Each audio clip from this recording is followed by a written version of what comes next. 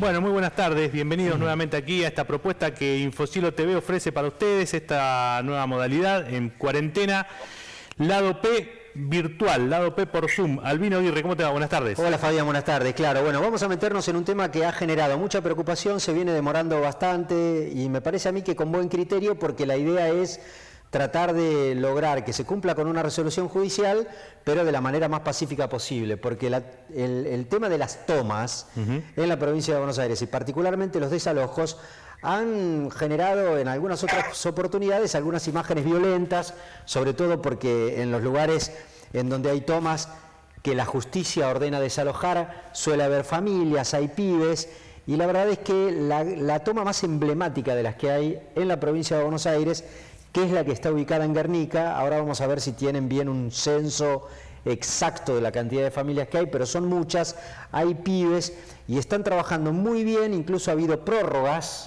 de la justicia para tratar de lograr efectivamente, Fabián, un desalojo pacífico, y para conseguirlo naturalmente hay que reubicar a esa gente. Exactamente, ¿no? Y para todo eso el Ministerio de Desarrollo de la Comunidad, a cargo de Andrés Larroque, se instaló directamente en Guernica. Esa es la novedad que les vamos a contar a nuestros telespectadores, a la gente que nos acompaña. Andrés Larroque, muy buenas tardes. Usted está en Guernica, está instalado ahí, tiene una base operativa el Ministerio a partir de esta cuestión que creo debe ser central hoy por hoy para la gestión del Ministerio. ¿Qué tal? Buenas tardes. Sí, así es. Nosotros estamos trabajando respecto a lo que es la toma en general hace casi 2 meses, y en particular yo me instalé hace 3 semanas aquí en el distrito con un dispositivo móvil, con una interministerial, con distintas áreas, tanto del gobierno provincial y también con la asistencia de algunos dispositivos del Estado Nacional, y por supuesto trabajando mancomunadamente con el municipio. En ese sentido, lo que podemos decir al día de hoy, ya estamos muy cerca de la nueva fecha prevista para el desalojo, que es el 15, que el trabajo y la tarea realizada nos permitió a nosotros que 571 familias ya hayan desocupado de manera voluntaria el predio tomado, y estamos trabajando con ellas en mejoras habitacionales, porque me parece muy importante aclarar que las familias que están en la toma, en general, mayoritariamente no son familias que están en situación de calle, sino que son muchas veces vecinos del distrito que por una situación de hacinamiento o por problemas en el pago de alquiler se han visto empujados a esa situación de toma, o en otros casos son gente de otros distritos que ya mayoritariamente también han sido reubicadas a través del trabajo mancomunado con otros intendentes, en este caso de 6 distritos lindantes a Guernica, Presidente Perón, que han realizado esa tarea. Y después otro punto muy importante a aclarar, me parece, es que nosotros en el censo que realizamos el 18 y 19 de septiembre, que forma parte del plan de contingencia que le presentamos al juez y que él nos aprobó, habíamos registrado 1.904 personas, formando parte de ellas 1.600 grupos familiares y 300 adultos solos. La realidad es que lo que hemos comprobado en el correr de estos días es que ese número está un poco inflado, que naturalmente muchas veces las familias cuando se censan nombran a un pariente a la expectativa de poder tener un terreno más, y cuando nosotros contactamos a muchas de esas personas que se habían registrado, en general nos manifestaron que nunca habían estado en el predio de la toma, con lo cual yo diría que con estas 571 familias que ya han firmado el acta de compromiso con el Ministerio, hoy deben quedar en la toma 200 personas, y entiendo que alrededor del 80% de la toma ha sido ya desocupada. O sea, ministro, digamos, a ver, era muy inflado el número, porque usted dice, censaron originalmente alrededor de 1.900 personas y serían cerca de 800 en total las que estaban en la toma, de las cuales 571 ya se fueron. Estas personas con las que llegaron a un acuerdo, ¿de qué se trata el acuerdo y cómo se ejecuta? Y en todo caso, ¿ya se concretó? ¿Ya se fueron? Bien, sí, ya se fueron. Y el acuerdo tiene 2 instancias, ¿no? Una en lo urgente, que tiene que ver con cuestiones, con salidas transitorias de emergencia, y con soluciones de fondo. Obviamente la perspectiva de la solución de fondo en función del programa del plan de hábitat que lanzó el gobernador hace unos 10 días, y que es un punto de inflexión en la política de hábitat en la provincia, el objetivo es generar en el presidente Perón 3.000 lotes con servicios para poder asignarle tanto a personas que firmaron el acuerdo y están en la toma, como a muchas familias. 500 familias también ya se acercaron al dispositivo interministerial que no eran parte de la toma, manifestando distintas problemáticas en materia social. Ahora, en la transición a las personas que salieron de la toma, nosotros lo que planteamos, como en general todas vienen de una vivienda donde tiene una situación de hacinamiento, lo que planteamos es generar una mejora habitacional que se puede desarrollar a través de la entrega de materiales, que ya se está haciendo, de hecho, para poder ampliar una habitación. Eso se hace con trabajo de cooperativas, con las cuales se articula el Ministerio, o también con un proceso de autoconstrucción, porque mayoritariamente la gente que está en la toma en general son personas con capacidad en materia de autoconstrucción, ¿no? Albañiles y demás. Y si no, aquellas personas que tienen problemas en materia de alquiler, se les ofrece un subsidio de emergencia habitacional para pagar el alquiler hasta que podamos encontrar una solución de fondo mediante la asignación de un terreno.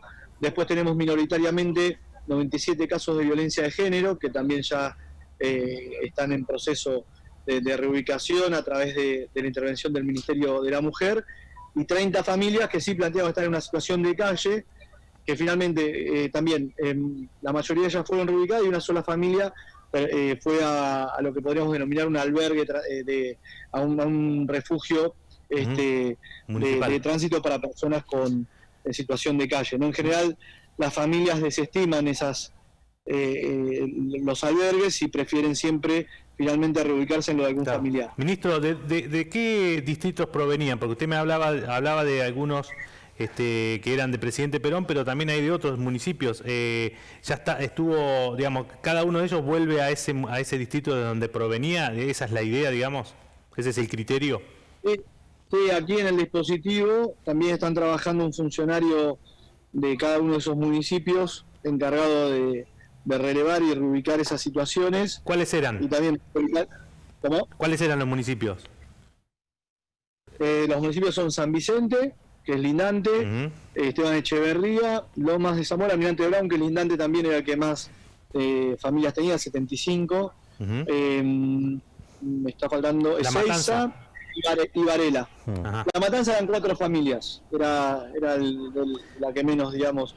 Después sí otra situación que en el censo, por eso como te decía que había números que por ahí no se condecían con la realidad, 800 personas no habían indicado procedencia, con lo cual en esas incongruencias que se dieron a la hora de relevar los datos, tienen que ver con que muchas veces, como te decía, por ahí alguien mencionó un pariente que no estaba en el lugar. Y estaría ya, digamos, ¿qué pasaría con estas 200 o 200 y pico de personas o de familias que todavía se mantienen allí? Digamos, ¿qué ellos son los que se resisten? ¿Cuál es la situación de ellos? Digamos, ¿por qué se resisten o, en todo caso, por qué no aceptan la propuesta que casi la mayoría ya lo ha aceptado? Ya, los dos sectores más duros que se resisten tienen que ver con el interés político y con el interés económico. De un lado, las organizaciones que lógicamente en la profundización del conflicto obtienen un rédito político porque son opositoras y demás. Por otro lado, aquellos actores, ¿no?, esos personajes que por ahí existen en los distritos que, no quiero decir mafias, pero bueno, esos esquemas, digamos, vinculados a lo delictivo que por supuesto operan sobre la venta de terrenos y que tenían una expectativa económica en función de haber acaparado una cantidad de 20, 30 o 50 terrenos dentro de la toma, y eso lógicamente les genera, entre comillas, un lucro cesante, y se están resistiendo mucho. Y después, más marginalmente, te diría que la otra situación, algunas familias que deben quedar seguramente desprevenidas o que por ahí no tuvieron aún información fidedigna. Y después también lo que ocurrió lamentablemente es que hubo familias que compraron terrenos. Que pagó, claro. Que hoy fueron víctimas de una estafa y bueno, estamos tratando de ver de qué manera se puede resolver eso. Ministro, recién hablaba de cuestiones de algunas organizaciones políticas. ¿Entre ellas hay algunas de las que son afines al oficialismo, como por ejemplo el Movimiento Evita o la CETEP, algunos de los que ustedes tienen afinidad? ¿Están dentro de ellas esas agrupaciones? ¿Están dentro de los que están involucradas en la toma? Hoy no. hoy no. En un principio, naturalmente, como puede pasar en todo distrito, en toda barriada popular, las personas pueden tener distintas pertenencias, pero apenas nosotros nos hicimos presentes en el distrito, te diría que rápidamente las personas pertenecientes a dichas organizaciones se acoplaron al proceso, a la propuesta del Estado, así que en ese sentido hoy te diría que son un perfil más de organizaciones de izquierda. Ministro, ¿y qué pasa con las personas, digamos, que utilizan digamos, la necesidad de la gente para hacer negocios, tomando terrenos? Usted recién decía que había algunas familias que fueron estafadas, no sé cuál será la solución, porque compraron un terreno. Digo, esa gente se identificó, está presa, porque si no parece que la justicia trata de resolver las cuestiones generadas en este tipo de episodios, que son las tomas, desde el punto de vista de la necesidad de la gente, pero esta mafia, digamos, que hay alrededor de eso, explotando las necesidades de la gente, ¿dónde están, digamos? ¿Tienen nombre, tienen apellido, están en la causa?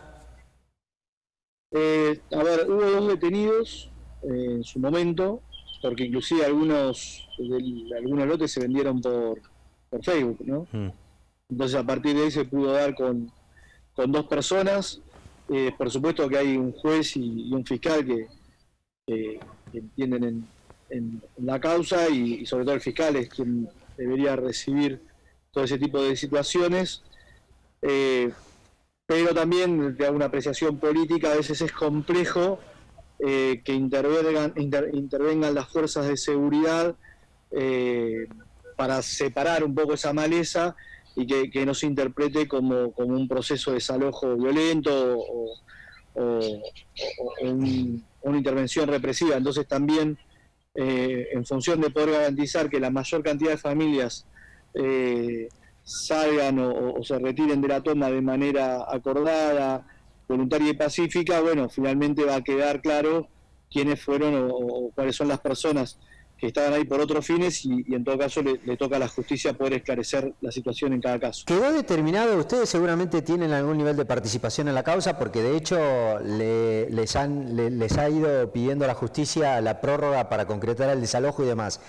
¿Quedó determinado, digamos, la legitimidad del reclamo de quienes se presentaron ante la justicia como los dueños de la tierra? Porque la verdad es que había por lo menos algunos lotes que estaban flojitos de papeles, hasta donde uno logró reconstruir en la justicia, de quienes se presentaron en su momento para pedir el desalojo.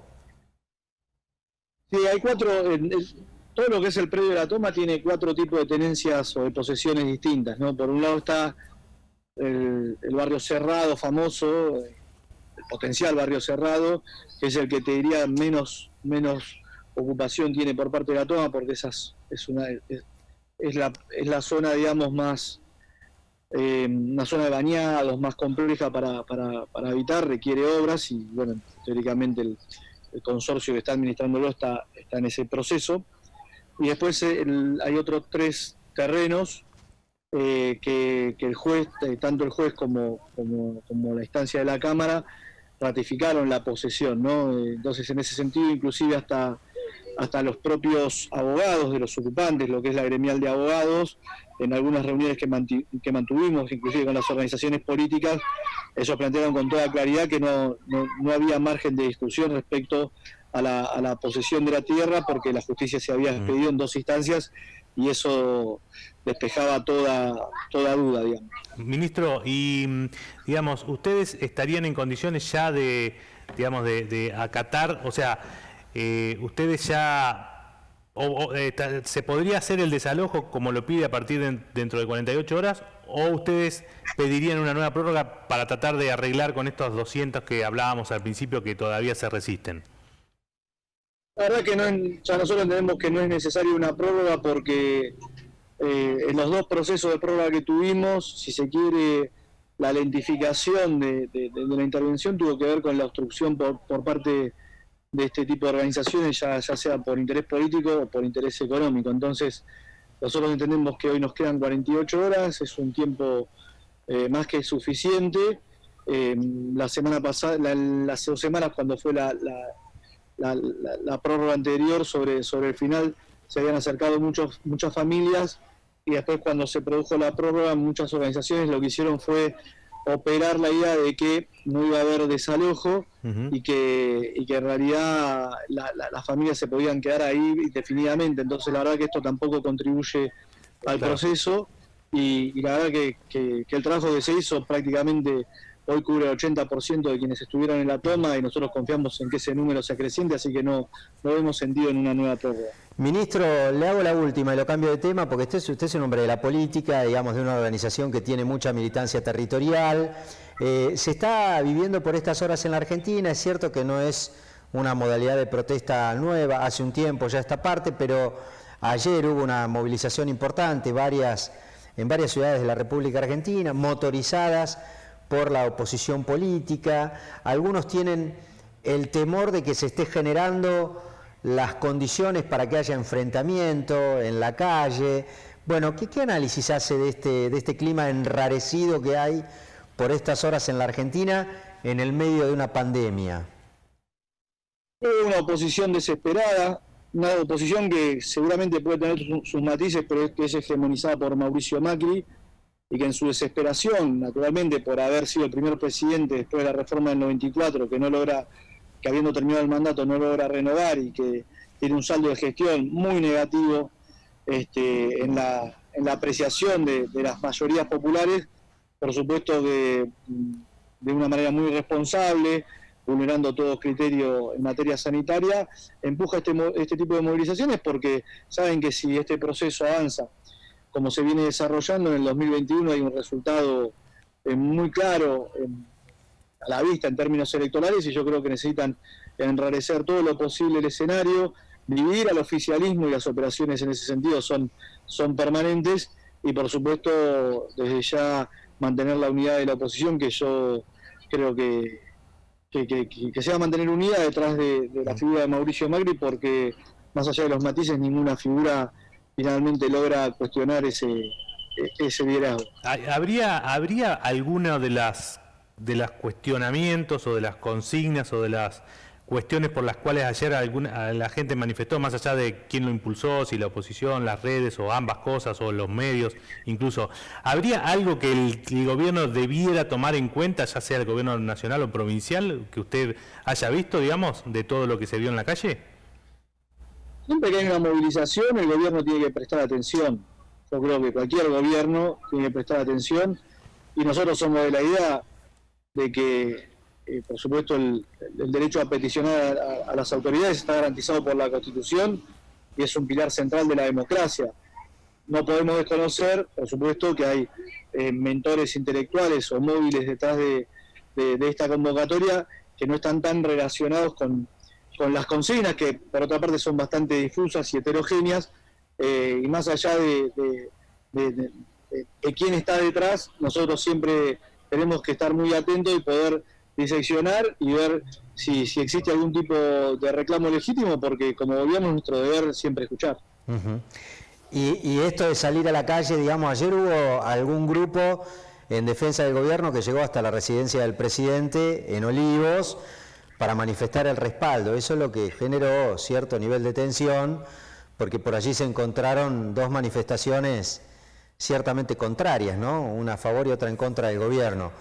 ¿Cómo se manejan? ¿Hay alguna demanda de un sector del peronismo que dice es momento de salir a defender al gobierno?